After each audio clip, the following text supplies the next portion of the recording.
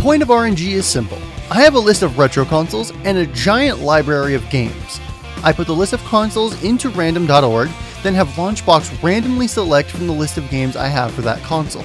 When I have a game selected, we'll look up a bit about the game, then jump right into it. Today's randomly selected console is the Nintendo Game Boy. Okay, Launchbox, select me a random game, please. Today's randomly selected game is Kirby's Dream Land 2.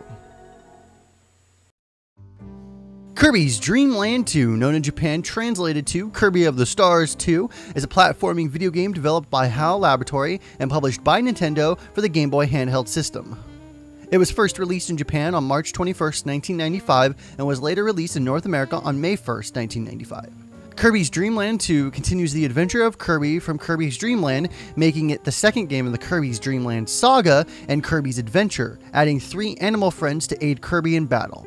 It can be played on the Super Game Boy and give slight changes to the game, such as adding a custom color scheme, a special game border, and a few new sound effects. Kirby's Dream Land 2 was slated to be remade for the Game Boy Color as Kirby's Dream Land 2 DX, but was cancelled along with Metroid 2 Return of Samus DX.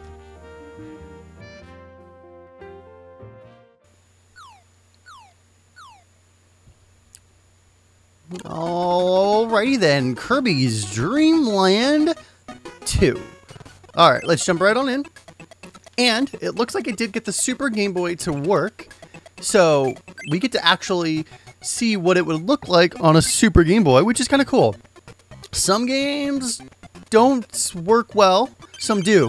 The borders, however, I'm not going to be able to get, you know, the Super Game Boy borders. It is just sadly not easy for me to do. I could do it, given some, like if I went and found them, I might be able to put it on the video in post, but I don't have it during gameplay, and that is kind of a shame. So this game normally would be in black and white or puke green, depending on how you're playing it. I do own the first Game Boy game on my 3DS, and I played that actually, and I beat it. It doesn't take too long to do. This game is a step up, not only because I don't know if the first one had Super Game Boy, like full Super Game Boy support, but this one does. In the beginning of the episode, I was talking about what for Super Game Boy this does. It does color palettes, and it does some sound effects, which is nice. So I don't know if all these sound effects would be here if it wasn't for the Super Game Boy. Also, this is the first one, notably, to have power-ups, right? At least I recall that it is. Whoops. I could be wrong, but the first one definitely didn't have power-ups, so it was a different type of game. I might, if that was one of my first animal friends, I may have just murder-fied him. Also, yes, I said murder-fied. Okay. So it doesn't control horribly, but Kirby is a little, well, I was going to say floaty, but the reason why he's floaty right now is because of the,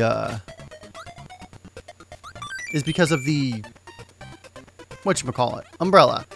But even still, yep, I fucked that up. Even still, he doesn't control as fluid as, say, Mario. And that's not necessarily bad, it's just different, but still also... Okay, well, how do I want to... If I want to get rid of that, how do I get rid of you? Oh, okay, select. That's how I do it. Because I wanted to suck up that little guy thingy. I don't know what he was. Okay.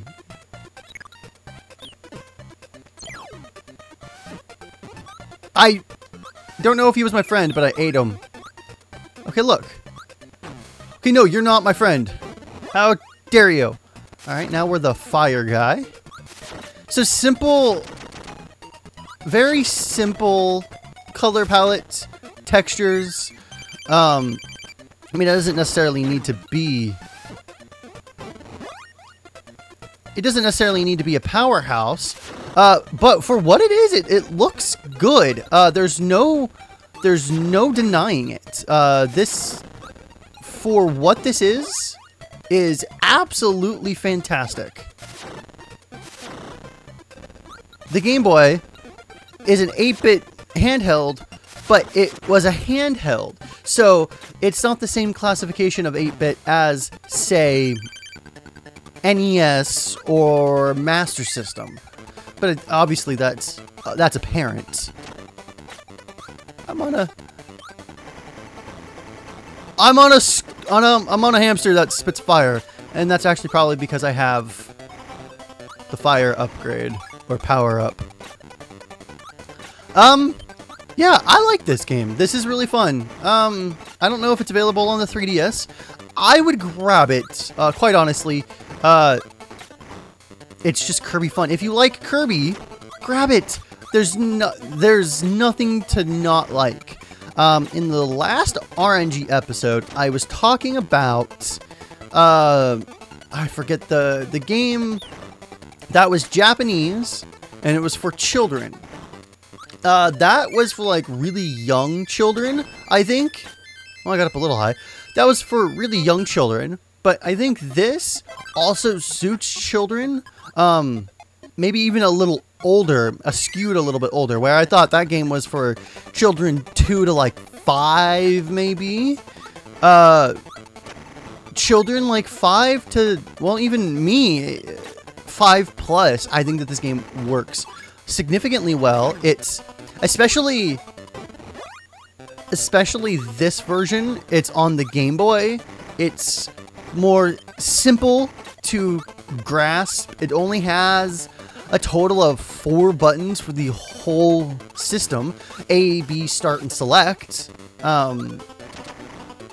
So I think that this game works for children of all ages. Kirby games also tend to be a tad easier than others, than other games, than say like Mario. I think that Mario... Can I not go down there? I think Mario can be easy, in some instances, but at the same time, Kirby is definitely easier. All of it is easy to grasp, granted. More simplified consoles. But what the hell? How do I get that?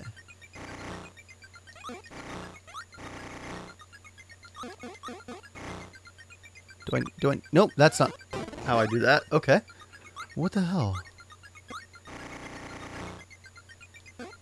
Do I just skip past it? That doesn't seem right. Whatever that was, I'm not getting it apparently. But anyways, yeah, so if you've got a child and you want to give them a game to play that is easier for them to grasp, totally go for a Kirby game. You can't go wrong with most of them, but at least with the Game Boy ones and the NES ones, they've got a limited amount of buttons. So I think that they're a tad more easier to wrap a child's head around. Now, granted, I'm not saying that children are dumb. Children are dumb. Children are actually very smart. But at the same time, it does take a modicum of motor skills to operate video games. And while a child may be smart, their motor skills may not be... What the hell? Is he sick or something? Yeah, I just don't think that... while I think children are smart, their motor skills may not necessarily be up to par of an adult's. I don't know what the glasses were, but in Japan, it's culturally relevant that when you're sick, you wear a... you wear one of those masks on your face to help keep your illness in. It's actually socially acceptable and the norm to do, because it's a sign of respect for your fellow human beings that you're trying to not get them sick. Now, I'm not Game Theory's culture shock by any means, but that's a little bit of culture shock for you fans out there. Yeah, I don't have anything really to say about that. But this game looks good. It sounds good. It plays good. It's definitely more...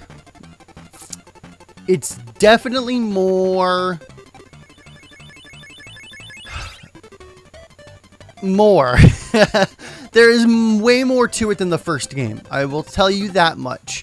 And the color palettes are pretty nice. It's not just like, well, I mean, the top screen is just one solid color, but the bottom screen is like blue and red and pinks.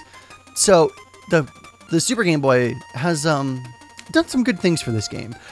Other games, not so much, but some games, yeah, they did a pretty good damn job with it. But guys, that is going to be it for this episode of RNG. Pick this game up if you like Kirby. Pick it up anyways if you're collecting for the Game Boy, or pick it up anyways if you like Nintendo. So, it's pretty simple, right?